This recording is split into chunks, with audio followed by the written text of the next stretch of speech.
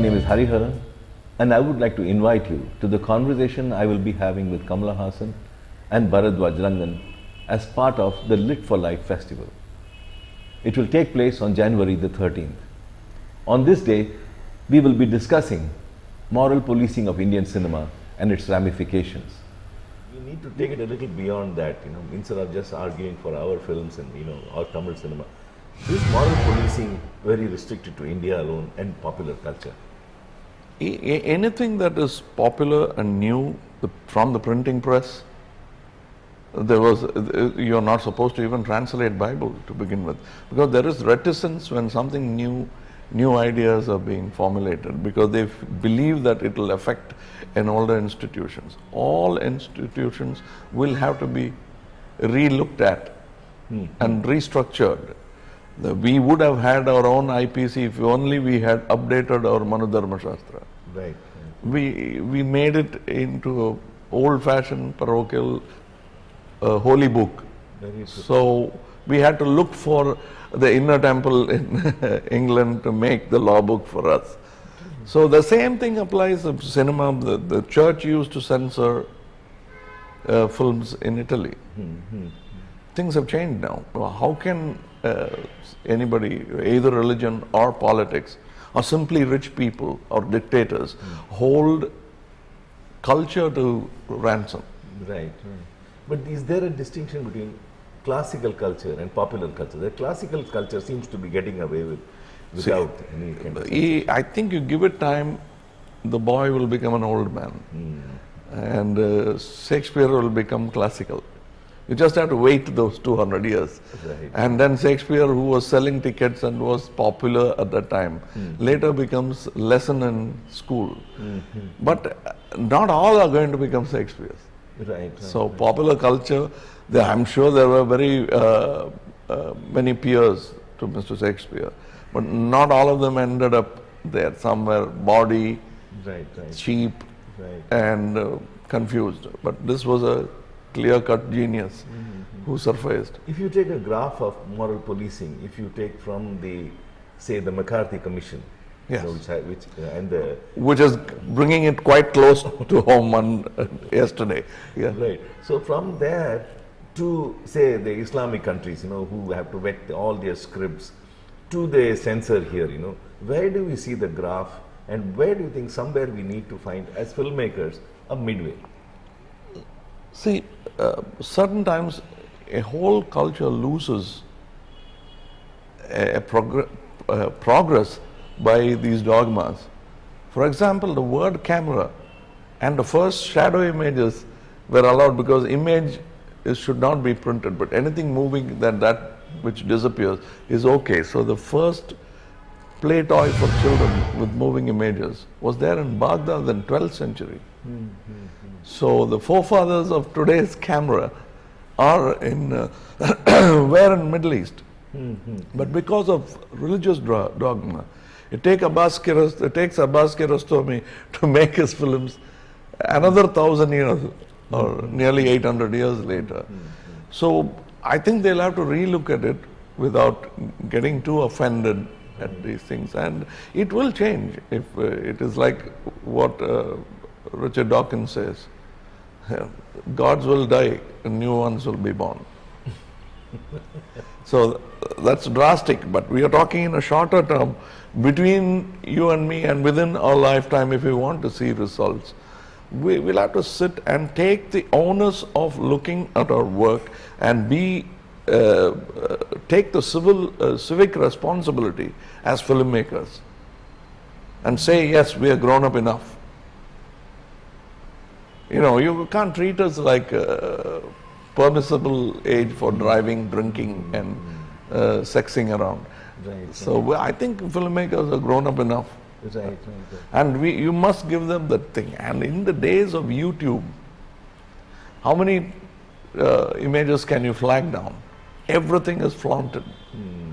Anybody could get away with any comment.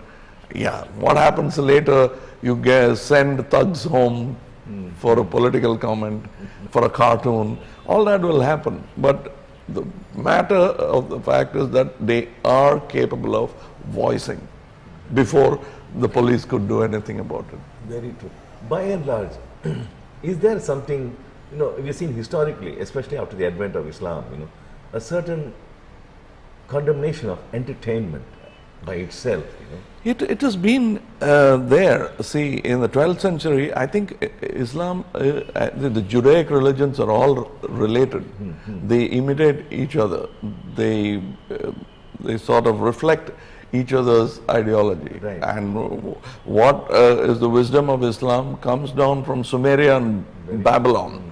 Some of the rituals that they're talking about is traditional. Right. That's why people accepted it wholeheartedly, because you're not breaking away anything. What Christ said, what Nabi they are said. all considered holy. Considered holy because it came down the A certain tradition. tradition from the times of Abraham.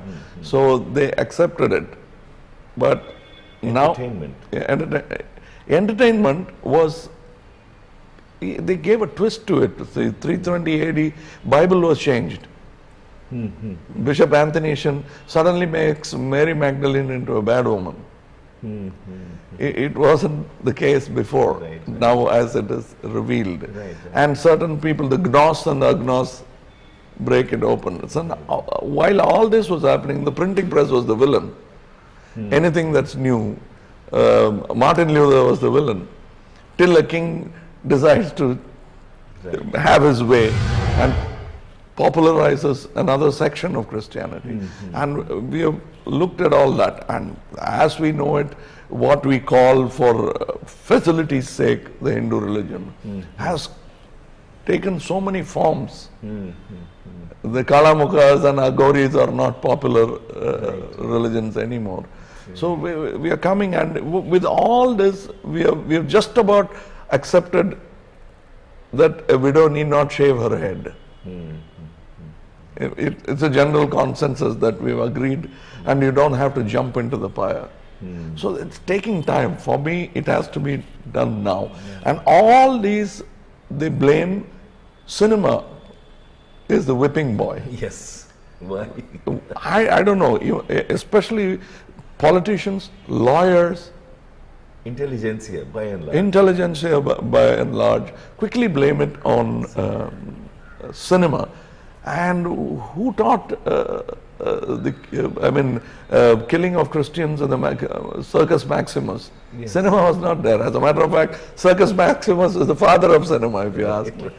So it comes down from tradition. You cannot blame cinema. Moral policing will not work, especially in a larger, if the thinking has started and science has collaborated, you cannot stop it. Last but not, there are three kinds of moral policing. One, the filmmaker himself as the first moral policeman. Second, the censor board and the government. I think more than morals, because the morals, every 50 years they teach me new morals. Right. What they say is moral is now would we have believed about even 25 years back that there'll be a debate on Article 377. IPC 377. Would we have even dreamt that we could bring this out as a discussion in public? It's changing. So it's not even 50 years now. Every 25 years, you're changing morals. So I don't think that can be the fulcrum on which you can lift the weight of the society. That I think what has to be done is ethical and with civic consciousness. That's where we'll have to look at. If you take it, no, it's coming down the tradition. What tradition? Tradition of Mahabharata?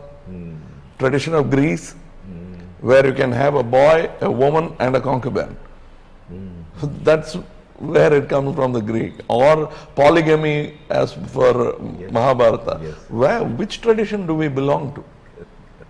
Suddenly, because of the British and various other things, we were civil servants, basically a nation of civil servants. Right. So we agreed with our boss, and suddenly Hinduism became a monogamous religion. Krishna was sidetracked and Ram was brought into the front.